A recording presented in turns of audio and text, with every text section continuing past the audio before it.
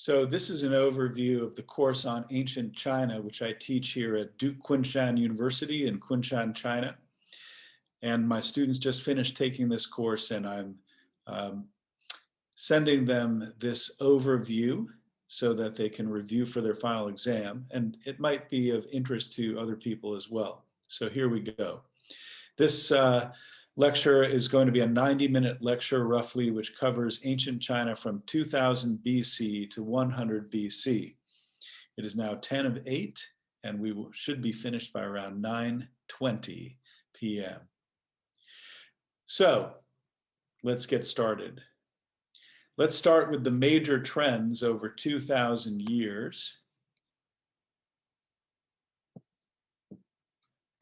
in ancient times. And first we begin with the transition from the Bronze Age to the Iron Age, which happened over this time period.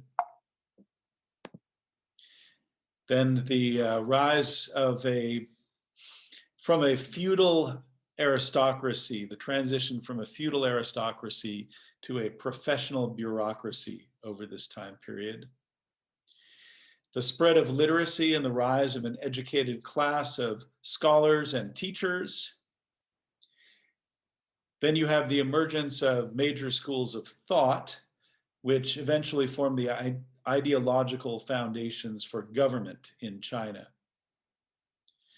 Economic growth, which supports the rise of state power. New technologies and strategies of warfare, which then lead to the rise and growth of professional armies.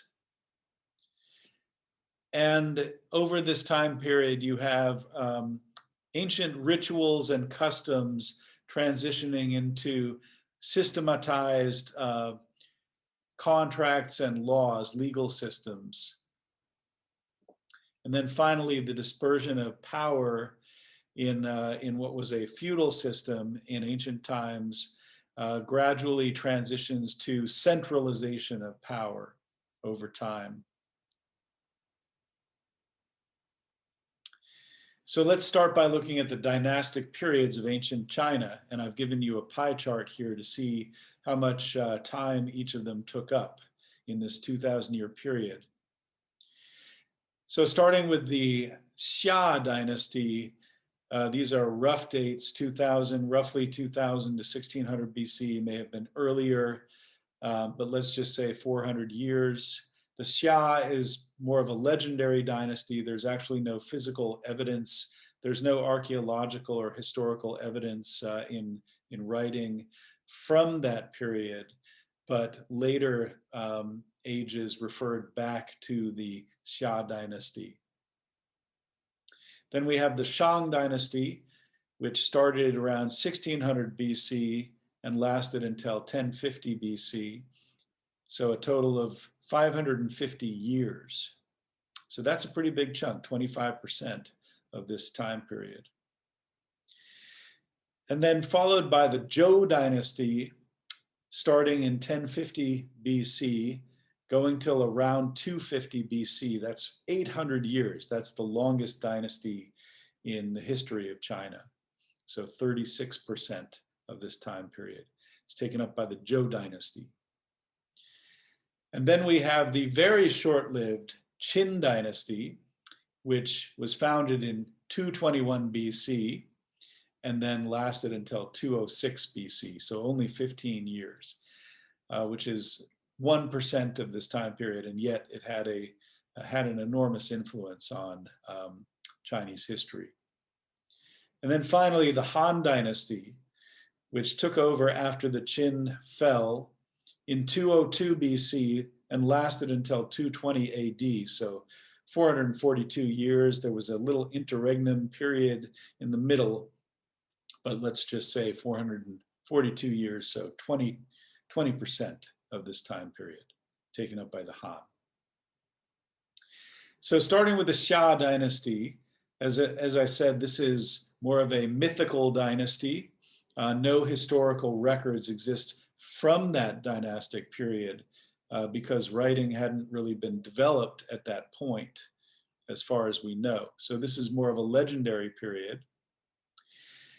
And it is the period when these sage kings, these legendary sage kings, emerged to serve the people, as you will. So starting with Yao, who then gave the throne to Shun, even though they were not related, and the same with Yu. So these were considered virtuous and benevolent rulers by later scholars. And for example, Yu was known for taming the floods. He organized the building of dikes and dams that helped control flooding. So each of these ancient sage kings is known for making special contributions to the rise of civilization in what we know of as China.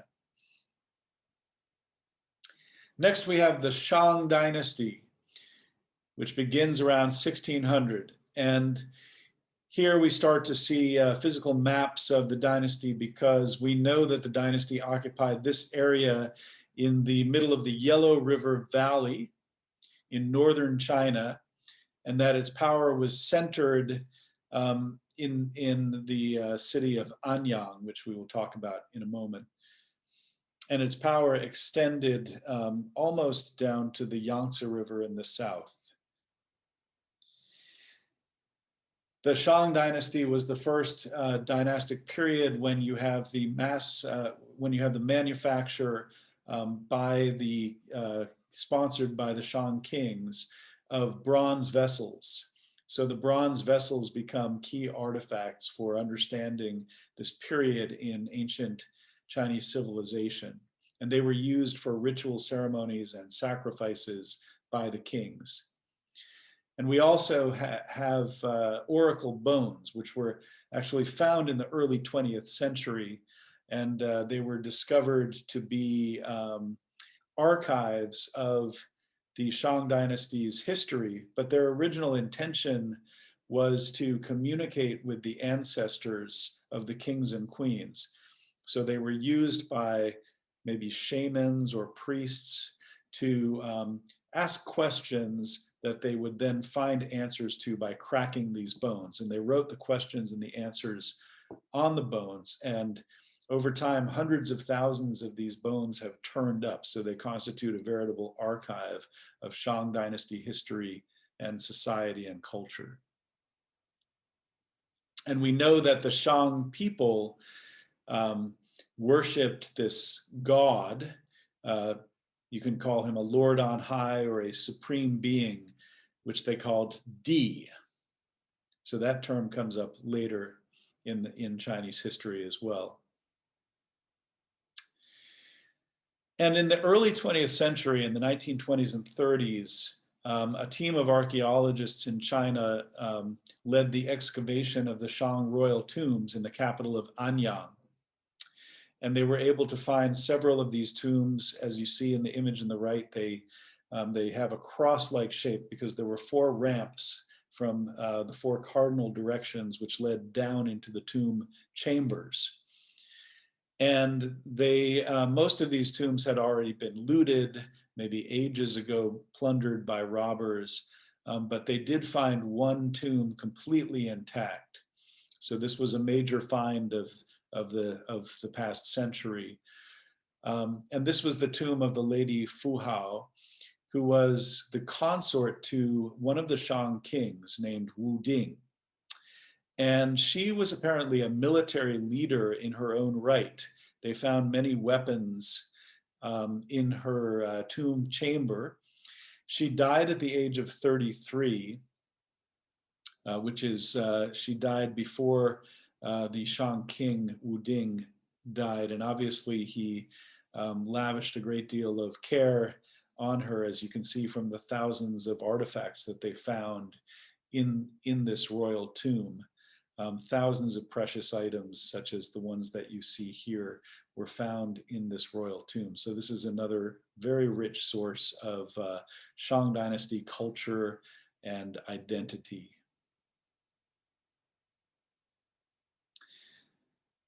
The Zhou dynasty originates in this region in Western China along the Wei River, which is a tributary running into the Yellow River, or the HUANG, which is China's major river in the north. And the Yellow River snakes up to the north and then heads kind of straight down and then out northeastward into the ocean. And the Wei joins the Yellow River near where the city of Xi'an is today. And that was the ancient territory of the people who founded the Zhou dynasty. The Zhou dynasty founding is associated with three men.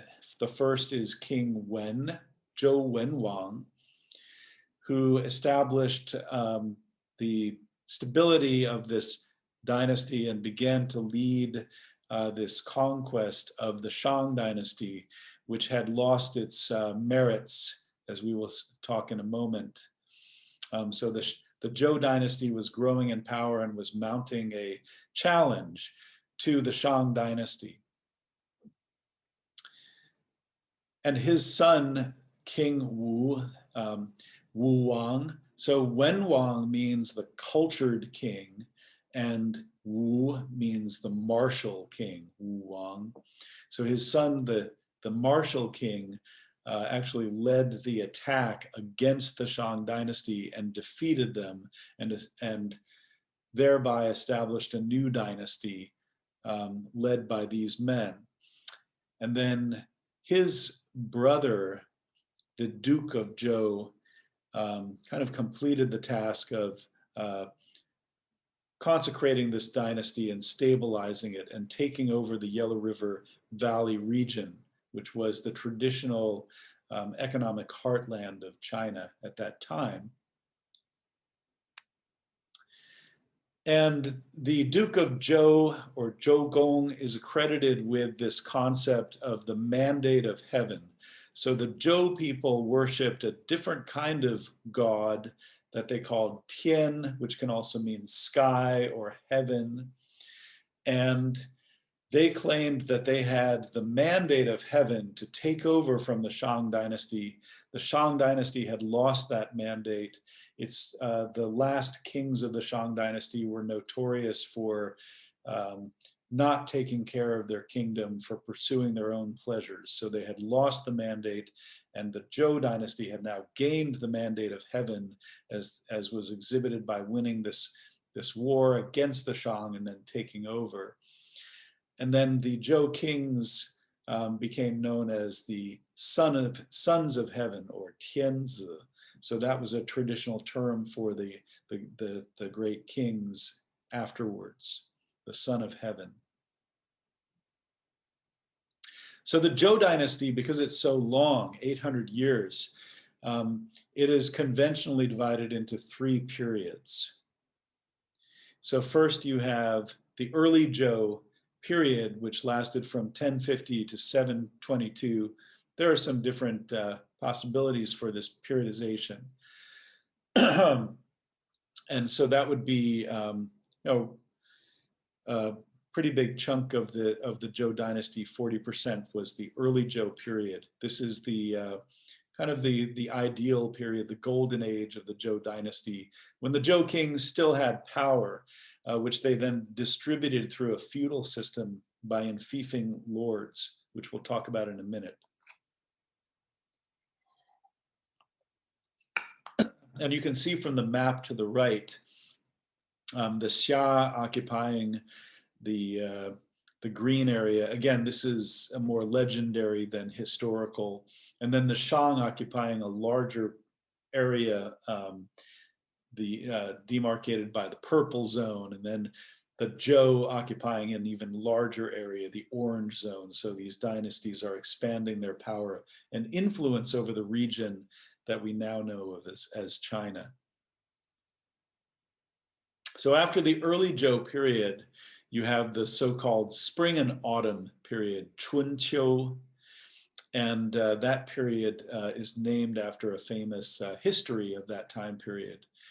And that lasted from 722 to 481 BC, so occupying about 30% of this time period. And then finally, the Warring States from 481 to 256. You could also say it goes to 221. So occupying another 30% of roughly of this time period. So the Warring States was the period when powerful states had replaced the reign of the Zhou dynasty. It still reigned in name, but only in name. And they were now vying for power. So Zhou ritual culture, going back to the foundations, they drew on the rituals of the Shang dynasty and on the technology that the Shang had developed of bronze casting. So they also used bronze vessels to indicate the power of the kings, and also to commemorate their relationships with other powerful people in the realm. So these vessels were used in ceremonies, sometimes honoring the dead, honoring the ancestors, or when a king or queen died, they would be buried with these vessels. But they were also given as commemorations for different ceremonial occasions, such as this very famous large ding vessel, tripod vessel called the Dayuding, which has writing inside. So one of the major differences of the Zhou ritual culture to the Shang that preceded it is that the Zhou dynasty actually left written inscriptions in the vessels themselves. The Shang didn't really do that. So we have very elaborate inscriptions inside the vessels that tell us a great deal about Zhou dynasty politics and society. Especially this process of enfeoffing or giving power to vassals or lords to take over different territories in the Zhou dynasty. So the long and short, the message of the Da Yu Ding is serve well, serve the king well, serve the realm well, but don't drink too much. Since wine was often used in these ritual ceremonies, so there was a sense of being somewhat temperate and not going overboard in the ceremonial activities. Here's another wine vessel from the early or Western Zhou. Neglected to mention that there's also the Western and Eastern Zhou is another way of dividing the Zhou dynasty. In the 700s, the Zhou capital moved from a western region to Luoyang, which is further east. So during the early or Western Zhou period, many of these vessels were cast under the sponsorship of the Zhou kings, and then they bequeathed these vessels to their vassals or the lords who they gave the responsibility of taking over various territories in the realm. So here's another wine vessel this time. The ding is a food vessel. This lei is a wine vessel, handsomely decorated, which has an inscription inside relating that King Yi of Zhou donated clothes, jade sheaths, and ornaments for carts and horses to one of his subjects, entrusting him the military government and colonization of an area of land. So they were kind of a kind of a version of a contract, a contractual obligation between the Zhou kings and their lords, vassals. So they gave them these territories, gave them the equipment and the people to run these territories, but they also were responsible for helping the Zhou dynasty and continuing to support the Zhou dynasty. Here's another vessel that's quite famous called the Shiqiang Pan, or the Basin of Scribe Chang. That was his name. And this vessel has a very lengthy inscription. It's a wash basin, and there's a very lengthy inscription in the interior of the vessel that shows a lineage in which, starting with Kings Wen and Wu, the founders of the Zhou dynasty, and going down the lineage of kings, and then finally to the king who bequeathed who had a special relationship with the family of Shi Qiangpan and ultimately bequeathed them this vessel. So these were, as I said, these ritual vessels marked special ceremonies, but also obligations and relationships. They were commemorating the relationships of the Zhou kings to their various, the people who were running various parts of the realm.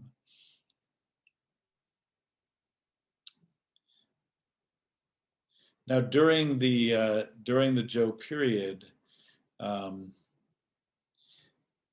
the oracle bones that were in common use in the Shang period gave way to other forms of divination, of trying to predict the future.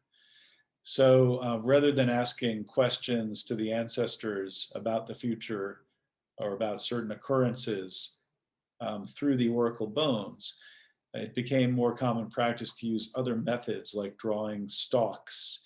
And then this system emerged during the Zhou period where they were using trigrams and hexagrams, building them up by picking up stalks or later on throwing coins to get the various trigrams and hexagrams. And through this system, they were able to divine the future or learn some wisdom regarding certain situations. So this became the classic of changes, or the I Ching, which is still very much in use today, not just in China, but around the world, as a book of wisdom.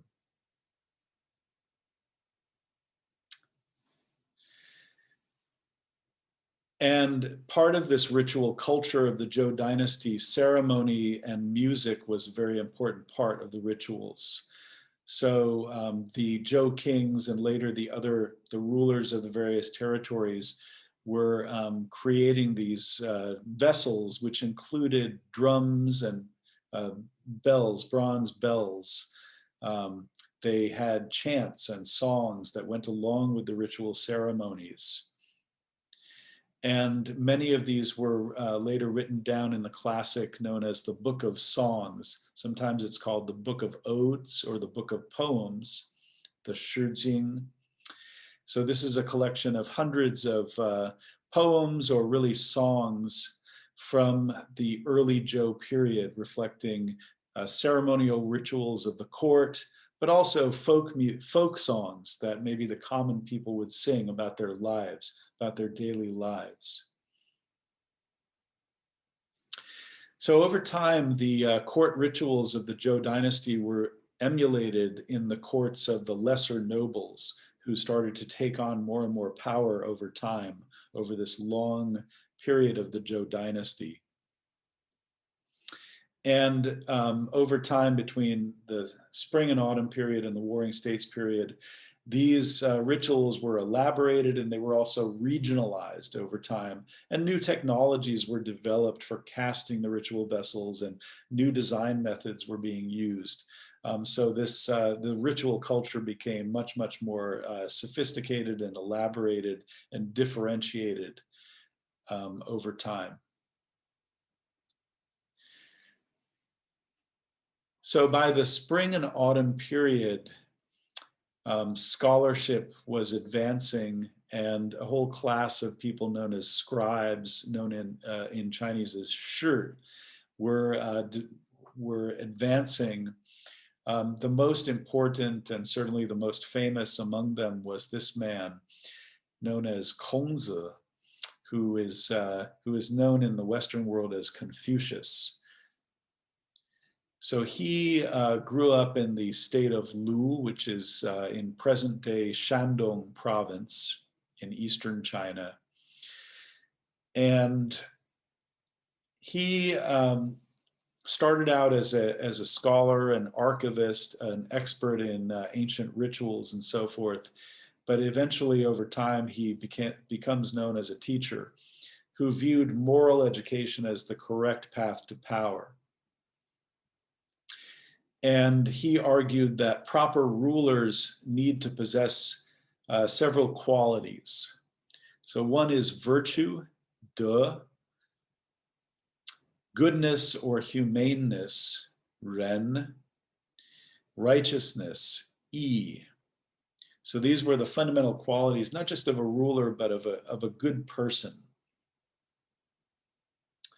And all of his wisdom is collected in this book of sayings and conversations and dialogues that he had with his students and with fellow scholars called the Analects.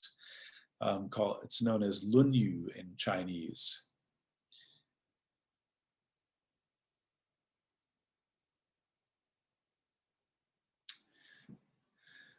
So by the end of the spring and autumn period, as I said just now, the ritual culture of the Zhou dynasty was getting more and more elaborate and regionalized and localized. And other territories were kind of taking on the role of the Zhou kings in creating these vessels and using them to enfeoff their own lords. So they were, in a way, usurping the role of the Zhou kings and going so far as to declare themselves kings. So one of those was the kingdom of Chu in southern China, which is now around the area of Hunan, Hubei. And this set of bells is from the tomb of the Marquis Yi of Zheng Houyi, who died in 433 BC. And these bells and many other objects, ceremonial objects and precious objects, were found when they excavated the tomb in the late 20th century.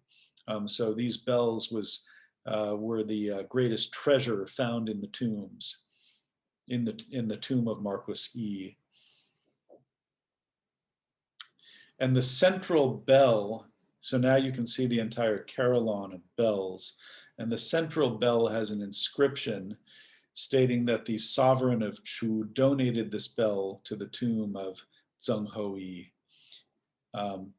So this was a gift from the king of Chu. So in that way, the king of Chu was usurping the role of the Zhou kings, who by this time had no real power over the realm. They were still called the sons of heaven, but that really existed in name only. And these other states were becoming more and more powerful and usurping the roles originally occupied by the Zhou kings. So around this same time, you have the rise of another early school of thought. So Kongzi goes on, Confucius, his thinking goes on to become a school.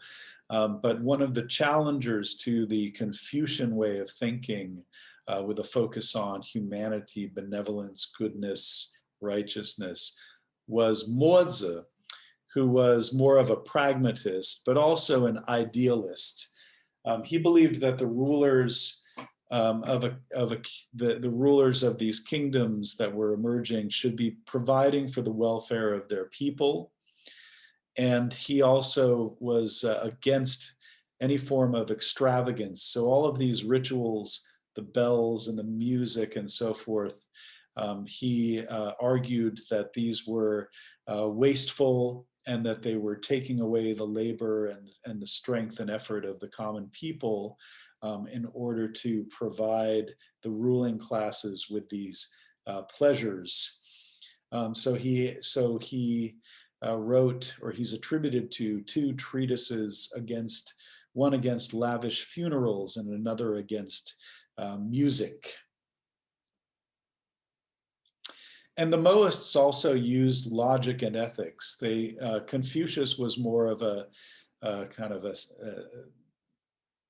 he used parables and wisdom, nuggets of wisdom, whereas the Book of Mozi is much more kind of logical in its own way, thinking through different arguments for why he should take a stance on a certain issue.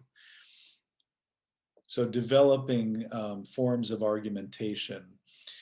One of the things that the Mohists believed is that war is only good and right if it is a defensive war. So they actually had strategies for defending your territory or your kingdom in a state of war, but they did not support aggressive warfare.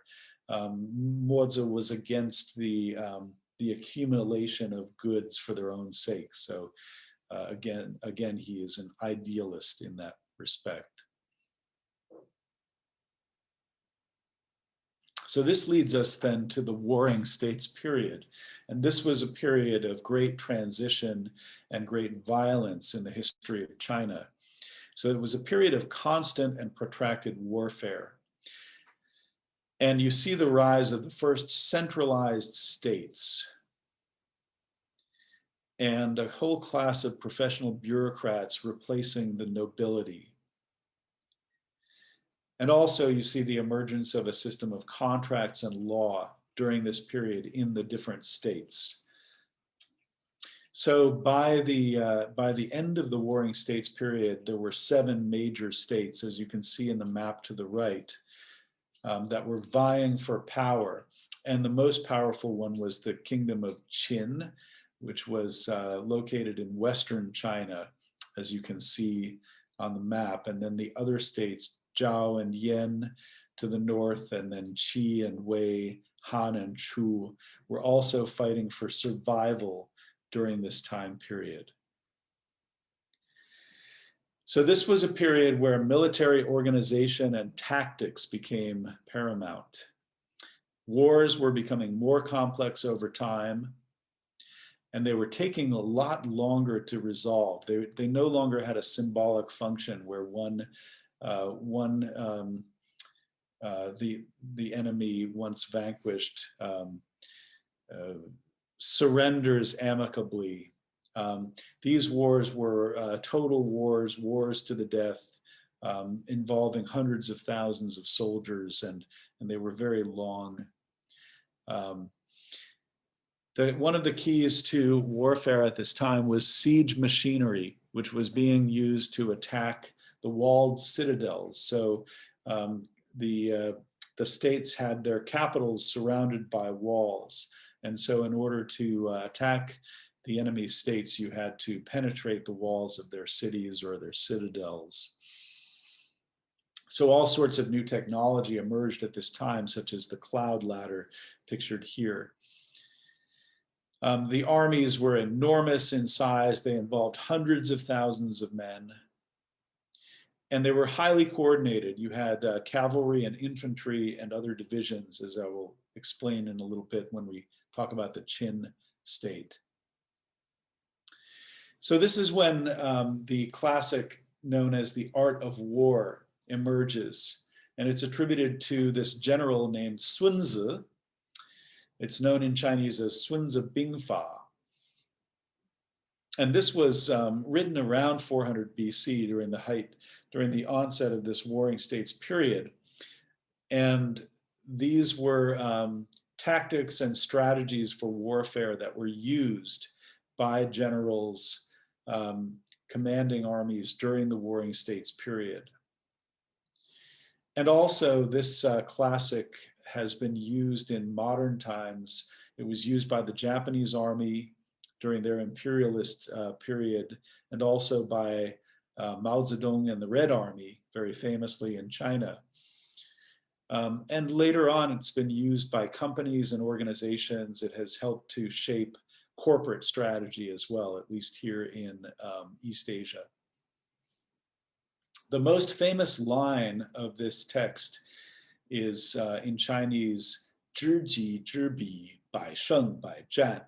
Sorry, I got that wrong. 知己知彼，百战百胜. So know yourself, know your opponent, 100 battles, 100 victories. So the idea that you have to have a full, thorough knowledge of your own skills, abilities, and limitations, as well as those of the enemy, is one of the principles of this of the art of war. Now there is a story that goes along with Sun Tzu, and that's the story of the warlord and his 2 concubines. So a warlord hired Sun Tzu to reform and discipline his army. So he started by training the concubines of this warlord. And he brought 200 women in the warlord's court together to train them. And he appointed 2 of the women to be division heads. So they were responsible for training the other women. And as they demonstrated what they had learned to the warlord, the women started to break down into laughter, because when they were told to move left or move right or march forward, they felt very silly and ridiculous. So everybody started to laugh. And this happened a couple of times. And then finally Sun Tzu said, well, the division heads were put in charge of this army, so they're responsible. So he ordered them to be executed. And of course, the warlord was very upset about this, because he was very fond of these 2 concubines. And so he protested, but Sun Tzu said, you want me to build your army, right? This is how we do it. So they had the 2 women beheaded in front of the others. And the next time they went to the field to showcase their drilling, the women turned left and they turned right, and they marched forward, and they marched whichever direction their commanders told them, without any laughter, without any hesitation. So this is a very famous story of the disciplining of the army by Sun Tzu. Now, the 100 schools of thought arose, the so-called 100 schools of thought arose during this time period. There were many scholars, teachers, many doctrines that they were espousing during this time period. And these schools of thought were developed during the Warring States period, but really consolidated as schools during the Han Dynasty. It wasn't until later that historians compiled the great texts from this time period and claimed that they were schools of thought. And there were 4 schools that had the greatest influence. The first is Confucians, known as the Ru or Rujia in Chinese. Next are the Moists, after Mozi. And then you have another group that emerges late in this period called the Legalists, or the Fajia. And then there's this mysterious group known as the Taoists. And the Taoists, kind of a special category, as we will see. So first, the 2 major exponents of Confucianism during the Warring States period. One was Mengzi, who is known by the Latinized name of Mencius. And he was a leading proponent of the ideas of Confucius, or Kongzi. He argues that the fundamental human nature is good, 人性本善. And he uses some analogies to bring his point home. So for example, he says that if a child is falling into a well, any passersby are going to instinctively try to save that child. Even if their thoughts get in the way of that action, they'll have the instinct to go save that child. So this was one of many parables or metaphors that Mengzi used to bring his points home. Most of his book is full of dialogues with kings of various kingdoms that he was visiting, or sometimes with his scholarly friends, sometimes with students and so forth. So kind of taking on that tradition of Confucius, learning through dialogue. And he also believed that that moral education was necessary to cultivate our inner nature. So we may have been born good, but we lose our goodness over time through the influence of the environment. And education promotes self-cultivation, cultivating your heart and your mind, to discipline yourself to be righteous, be benevolent, do the right thing, even under duress. And Xunzi was another Confucianist, and yet he took his thought in a different direction. So he had the doctrine that humans are basically evil, that we're basically born bad. And doesn't mean that we're born with the instinct to harm others intentionally necessarily, but we're basically selfish and greedy creatures. And so education has the purpose of inculcating goodness. The reason we need education is to make us good. It's not that it's bringing out our internal goodness, it's actually turning us good. So he used the metaphor of bent wood. If you're a carpenter working with wood that's bent or malformed, you can use various techniques to straighten the wood so that you can use it to make useful items. He also argues that while ritual has its place, institutions are also very important. And he also mentions law in his in the book of Xunzi. So he was a very vigorous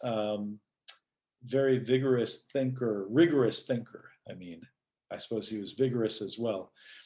And he really thought through all his points and elaborated upon them. So he's known for his very long essays on different subjects.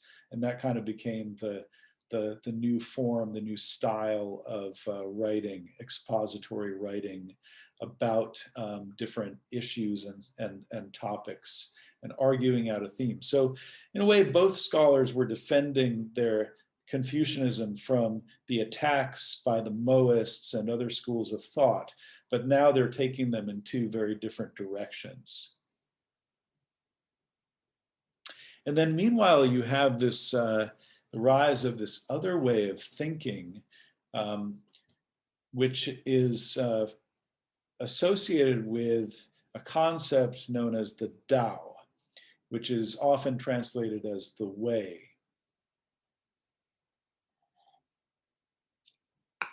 And the great classic of the way is known as the Dao De Jing in Chinese, classic of the way and its power or virtue. And it consists of 81 chapters. It's a very challenging book to read. Each chapter is very poetic. A chapter may start with a parable and then use some ways to explain that parable. The first and most famous sentence or passage in this text is Dao ke Dao, Fei Chang Dao. The way that can be spoken is not the real way. So it starts with a kind of a paradox. And one of the other paradoxical features of this book is the theme of non-action, wu wei. So this was considered in the Tao Te Ching to be a fundamental principle of the ruler. The ruler should practice non-action. It doesn't mean not doing anything, but it means acting in harmony with the Tao, not doing too much, not interfering too much, but acting naturally and in harmony with the Tao. So this way of thinking actually was another challenge to Confucian thought, which in kind of a Taoist view is too interfering, too meddlesome. And the Tao Te Ching is associated with this legendary figure known as Lao Tzu, who you often see in Chinese paintings, an old man riding on an ox. Whether or not he existed is another question, but he's attributed to this text. The other thinker who definitely existed was Zhuangzi. And Zhuangzi was another figure that emerged in the Warring States period, who had a more mystical and relativistic view of the cosmos and of human beings and our place in the cosmos. And he also used storytelling and parables about nature in particular to illustrate his ideas. So probably the most famous story of Zhuangzi is the story of the butterfly dream. he dreamed that he was a butterfly floating around in the sky, and then he woke up and he realized perhaps he's actually the butterfly, and the butterfly is dreaming of Zhuangzi. So that's a very Zhuangzian idea. And he also used a parable about a frog in a well, Jingdi Zhuwa. So the idea is that this frog is living in a well, but because it can't escape the well, that's his universe. And since he's so powerful in the well, all he can see is tadpoles and minnows. So he thinks he's really the grandest thing in the universe. But of course, that's not the case. And then later, a tortoise looks down upon him from the top of the well and says, "What are you doing down there?" And the frog says, "Well, who are you?" And the tortoise tells him about the great ocean. And so his mind is expanded. So I think that's a parable about the limitations of our perception. And another parable that he uses quite often in the text of Zhuangzi is that of a big useless tree. So one of his best friends often compared him and his thinking, his freestyle way of thinking, to a big, gnarly, useless tree that nobody could do anything with this tree. And Zhuangzi actually retorts that maybe this tree is useful after all, because nobody's going to do anything with it. So it's going to stay there, and you can use it for shade, and you can rest and play under the tree. So he had a way of turning ideas on their head and looking at things from different vantage points. So all of these were kind of maybe not direct challenges to the Confucianists, but kind of more subtle challenges to the Confucian, more humanistic way of thinking. So as I mentioned, the Qin state was the state that was becoming the most powerful during the Warring States period. And it really started as a fairly weak state in the Western region, in a kind of remote and peripheral part of the realm. But around 400 BC and into the 300s, it underwent many transformations and became very powerful. And the person who's usually most credited with this transformation of the Qin state is this man, Shang, known as Lord Shang, who initiated a series of reforms in the Qin state that were designed to enrich the state and also strengthen the army. And as a result, the Qin grew into the most powerful state, and it had by far the largest and the strongest army. And at that time, a new ideology was emerging, which later becomes known as legalism. So this is an emphasis on the rule of law and order. And the leading proponent of this ideology is Han Fei. This school of thought, as I mentioned, was later defined by the Han historians in the Han Dynasty, particularly Sima Tan. So Shang was one of the proponents of this legalistic thinking, and another one is Shen Buhai. But Han Fei is really the leading proponent. He's the one who came up with the most sophisticated arguments on behalf of the legalist doctrine. So like his teacher, Sunzi, he tended to write very sophisticated tracts, essays, focused on specific subjects where he was arguing a point and discussing. So his book is not a series, it's not a collection of sayings and aphorisms like Kongzi. It's not a collection of dialogues between the sage scholar and his opponents like Mengzi or even Zhuangzi. It's really just it's like he sat down and wrote out his thoughts in a very careful and methodical way. So one of the chapters that we read for our course is called Dingfa, defining the standards. And this combined a kind of Taoist notion of the mystique of the ruler with an argument about a perfected system of laws and institutions that would allow the ruler to rule over the people with minimal interference. I mean, ideally, this system could kind of almost work on its own. The Two Handles is another essay that we read for this course, which emphasizes the use of rewards and punishments. So those are the two handles if you're driving a chariot. Those are the two handles that you use to control your people. You reward them when they've done something well, and you punish them when they've done something poorly or have gone against what your desires as a ruler. And he emphasizes that these rewards and punishments should only be used by the ruler. If the ruler delegates this responsibility to his ministers, they will then empower themselves, and ultimately they will threaten the ruler. So a lot of what Han Fei argues is advice for the ruler to maintain his power. During a period when ministers were rising up and trying to arrogate power to themselves, he was arguing that the ruler really needs to be very careful about maintaining his own sphere of power and not giving too much power to his ministers. And conversely, the ministers should be obedient to the ruler.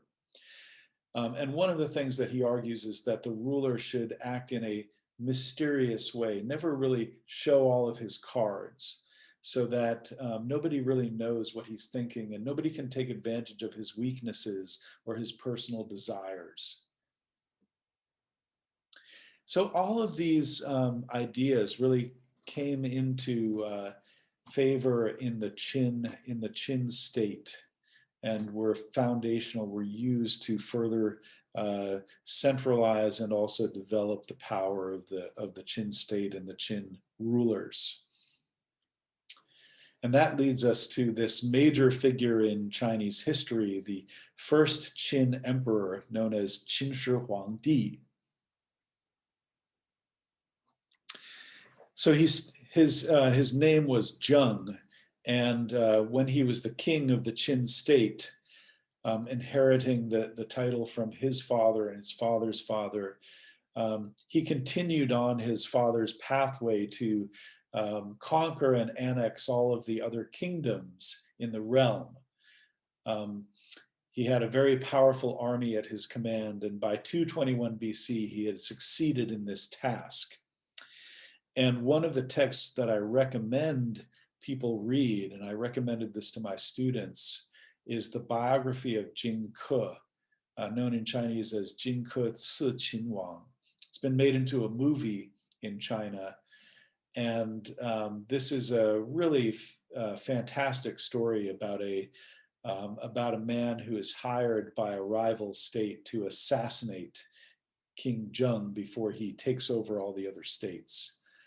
So it's a great story, and it really gives you an idea of all the tensions and the rivalries and the alliances among the various states as they struggled against the Qin dynasty, against the Qin state.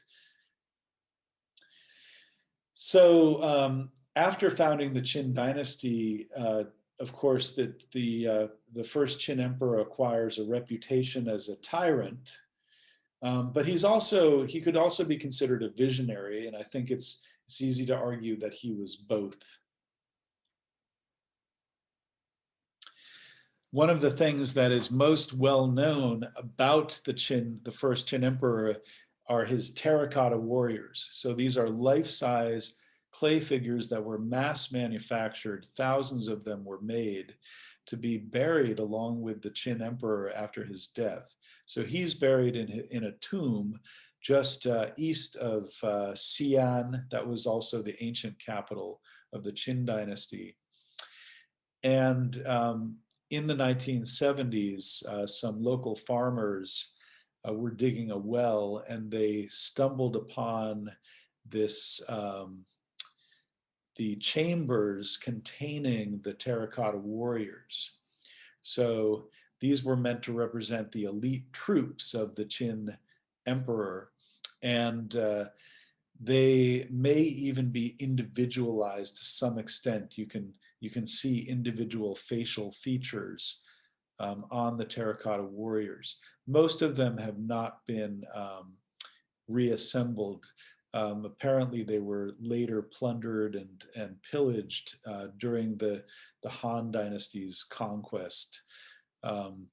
So they were kind of found in ruins, and they've been painstakingly put back together by archaeologists. Hundreds of them have been reconstructed, and you can see them in the museum that now houses the original site of the terracotta warriors. And the terracotta warriors are a reflection of the Qin army, how disciplined it was, how it was divided into 4 major divisions, with charioteers and archers taking up 2 divisions, and cavalry and infantry taking up 2 others, and generals in their command posts commanding the armies and coordinating the armies. So what did the Qin dynasty achieve during its short lifetime? Actually, an amazing amount. First of all, they set up a centralized administration for the entire realm. They standardized all of the weights and measures that existed in the realm, which had been different for different parts, different kingdoms in the realm. They built a system of roads and highways, all leading to the capital of Xianyang, which is now where modern-day Xi'an is located. They constructed an early version of what we know of today as the Great Wall. So these were earthen ramparts at that time that were supposed to keep the barbarians from the north at bay. And they fortified these ramparts, which had been built by earlier kingdoms, and they also connected them. So they started to build this system of walls that would separate China from the northern steppe lands and help keep the barbarians from conducting raids upon the realm.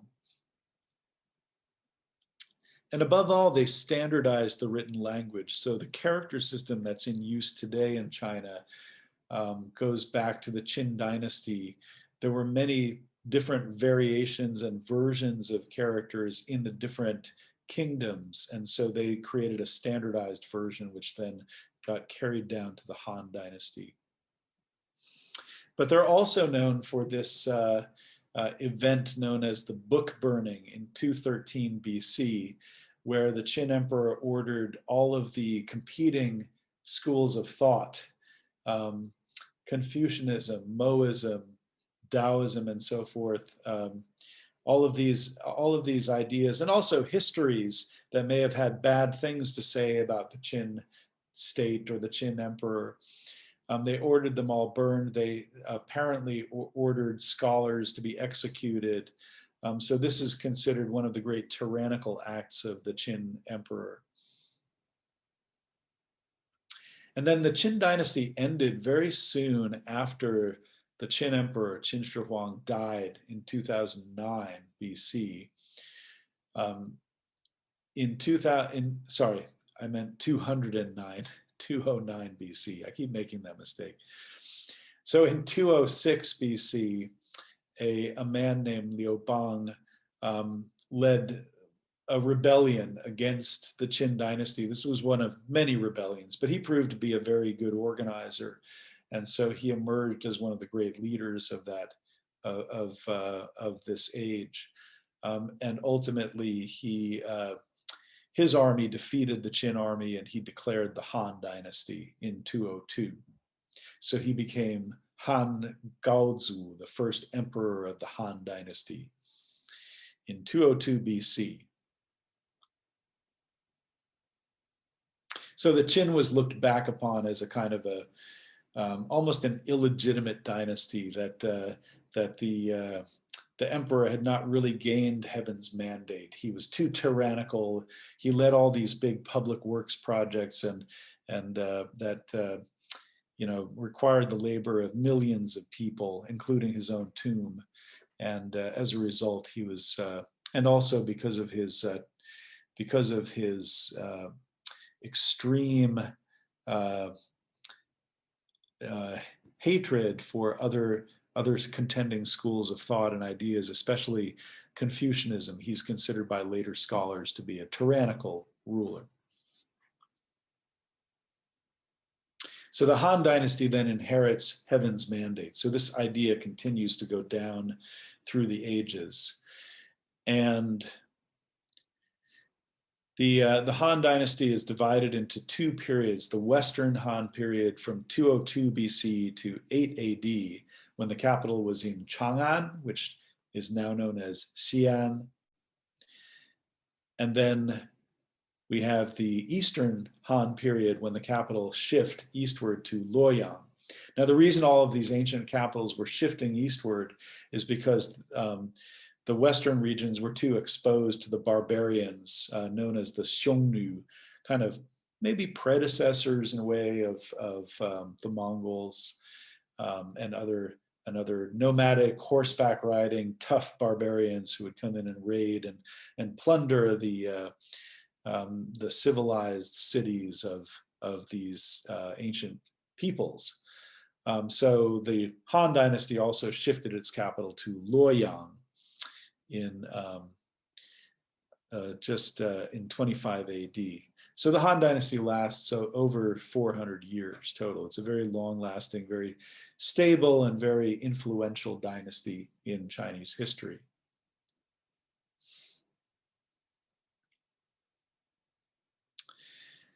So in a nutshell, the Han government, they also had a centralized administration, so they were carrying on the institutions that were established by the Qin dynasty, but they also carried on the feudal system that had been established under the Zhou dynasty. They did that as a compromise because it was too difficult to annex all of these different kingdoms. After the Qin fell, they used this compromise plan to kind of reinstall the kings in their now kind of traditional territories. But over time, they managed to annex them as well and to build more and more of a centralized system of government. So you had kingdoms, you had commanderies, you also had prefectures and counties. So this, in Chinese, known as the Junxian system. This started under the Han Dynasty, and it has lasted pretty much until this day here in China. Maybe it has aspects of that system have changed, of course, but you also had, under the Han Emperor, you had 9 ministries that were in charge of different functions, basic functions of government. And then there was a civil service that helped to install officials into the ministries and into positions of government. And eventually a civil exam system, an examination system that was used to test scholars and was used as a pathway to officialdom. There was a very strong Confucian influence on the Han government. So for the first time in Chinese history, the Confucians really came to the foreground, and they were accepted by the Han Dynasty as a legitimate and important school of thinking. So you have Confucian scholar bureaucrats helping to organize government, helping to run this examination system, and so forth. And then in the next century, one of the great Han emperors, Han Wudi, led this expansion of the Han Dynasty. So from the realm that the warring states and the Qin had occupied, they expanded even further outward in all directions, basically. They expanded westward out into the desert land, which we now know of as Central Asia or Inner Asia, the area where the Silk Roads had been developing, roads where merchants were carrying precious goods back and forth between Inner Asia and China. So they took control of these oasis towns and took command over the roads far out west. They sent armies to occupy these areas, fight off the barbarians, create buffer zones. They also headed northward to occupy the peninsula of Korea, and they set up 4 commanderies on the Korean peninsula. And then they moved southward. They sent the armies southward all the way to present-day Burma, or Myanmar, known as Mien Dien in Chinese, and to present-day Vietnam. So it was really an expansionist period in ancient Chinese history. Now I'm going to end this talk, this overview and summary, with one of my favorite examples of religion and cosmology from the Han period, and that's the tomb of Lady Dai, who was a prominent noble woman in what is present-day Changsha, the capital of Hunan province. So this culture that she represents goes back to the kingdom of Chu. It's southern Chinese culture. The tomb site is known as Ma Wang Dui, and as I said, it's located in the capital city of Changsha in Hunan, and you can go visit the Hunan Provincial Museum and see all of these artifacts today. I did this last year, so I'll show you some pictures. There are 3 tombs that were found as part of this tomb complex. So one is the tomb of Lady Dai. Another is the Marquis of Dai, her husband. And then their son, who died in 168 BC. So she died 5 years later in 163. And the most remarkable thing about the tomb of Lady Dai is that her coffin, her body, was found intact. It's the most well-preserved ancient mummy in world history. So you can see her body here, and I almost hesitated to show it, but it's fascinating, also somewhat shocking to see a human body preserved after thousands of years. So how did they do it? So if you look at the how they buried Lady Dai, they put her coffin, first of all, they surrounded her coffin with charcoal to keep out the water. And then they rammed earth over the tomb so that water would not leak down into her tomb or into her coffin. There were multiple nested coffins that kept her body preserved. So it was a very sophisticated method of burial. And so as a result, 2,000 years later, the archaeologist dug up her coffin and found her body remarkably preserved. The skin was intact, the hair was intact, some of her facial features were still there. They could do an autopsy on her. So it was a really incredible find. And here's a reconstruction of what Lady Dai might have looked like before her death. So the exhibition in the Hunan Museum,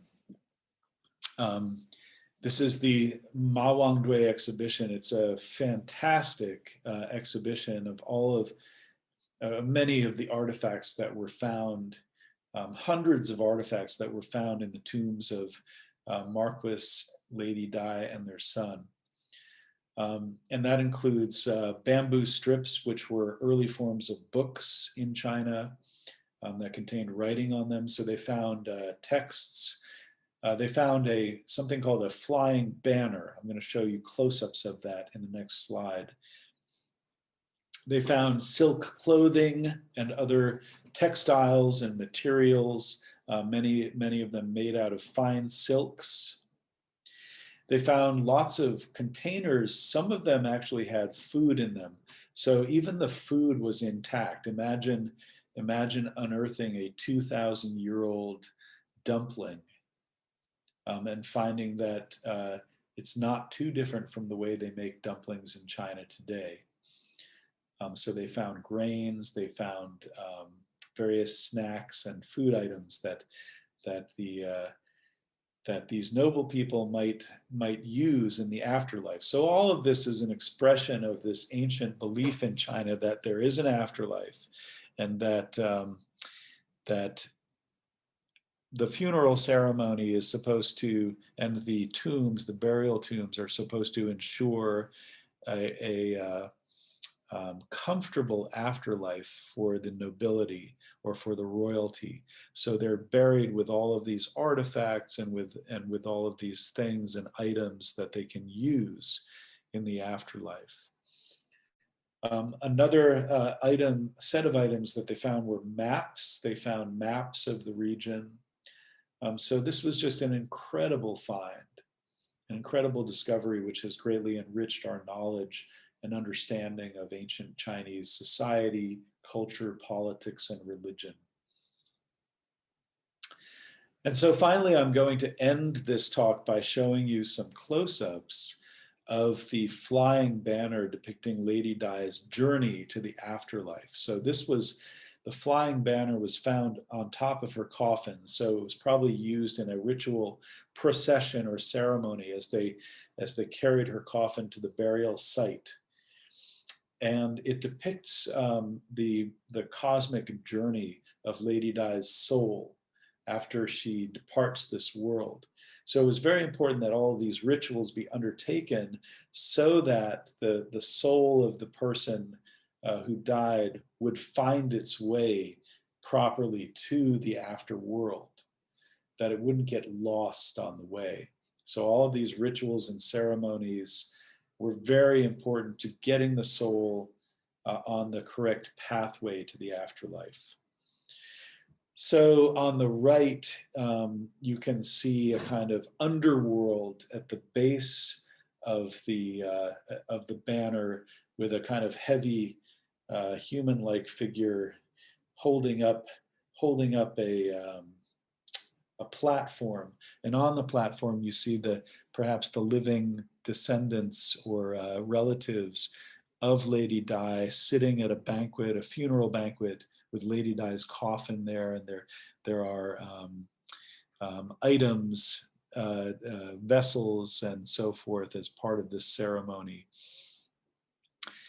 And then above that are these kind of bird men that are perched on these banners and flags on the rooftop of this ceremonial kiosk. And then above that are intertwining dragons that are connected through a jade ring. And some scholars have argued that the dragon represents the hun and the po, the two elements of the soul. One stays in the earth, and then the other ascends to heaven or to the afterworld. So there's a theme of ascension in this banner, in this flying banner. Now in the middle image here, you can see Lady Di herself standing on this platform, and she is attended by 5 servants. So she has 3 servants behind her and 2 servants kneeling in front of her, and she is leaning on a cane. And when they conducted the autopsy and inspected her body, they found that she indeed was lame in one leg. So this is definitely a depiction of Lady Di.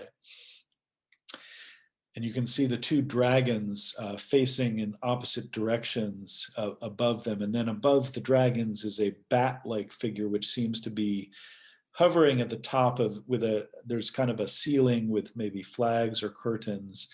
And above that is then maybe the afterworld that she is going to. And then if you look at the image on the left, you'll see 2 male guardians at the gates of this afterworld, and then you see two more dragons, this time facing each other, and other other mythical creatures. You see some animals riding on horse-like creatures. So there are all sorts of kind of mystical, mythical, legendary creatures in this afterworld. There is a raven in the sun, which might be an ancient symbol that goes all the way back to the Shang Dynasty. And then there, on the left, there's a sliver of a moon with a frog in the moon. And then in the middle, there seems to be a female figure hovering at the top with maybe a snake-like tail, or it could be a dragon tail, almost like she's part dragon. And our textbook on ancient China by Major and Cook argues, and I think rightly so, that this represents Lady Dai, her soul in the afterlife. So it's a depiction of her journey. So I think that really encapsulates the belief system of ancient China. And I'm going to end with these images. And thank you very much for being in this course, or thank you for listening to this summary, a very, very broad and very incomplete summary of ancient China and all its wonderful complexity. So thank you. And now I'm going to, and here is my information in case you would like to contact me. There's my email, that's my website. So thank you very much for listening to this talk. Before we end this lecture, I would like to give you some suggested reading in case you want to explore these topics further. For our course, we used the Readings in Classical Chinese Philosophy, 2nd edition, edited by Philip Ivanhoe and Brian Van Norden. This is an excellent collection of classical thought, carefully translated by some of the leading scholars. So I highly recommend this textbook. If you want to dig in further to classical Chinese philosophy, you can read Brian Van Norden's Introduction to Classical Chinese Philosophy. And you can also read The Path by Michael Puett, a Harvard professor, and Christine Gross-Low. This is also an excellent book that relates classical thought to contemporary society in a very approachable way. So I recommend those 3 books. And I also recommend Ancient China, a textbook by John Major and Constance Cook, 2 of the leading experts in the world of ancient Chinese history, archaeology, etc. This is a wonderful compendium of our collective knowledge of ancient China from the origins in the murky past all the way up through the Han Dynasty. So this is another textbook that we used for our course. So those are the books that I recommend for reading further into this topic. Thank you.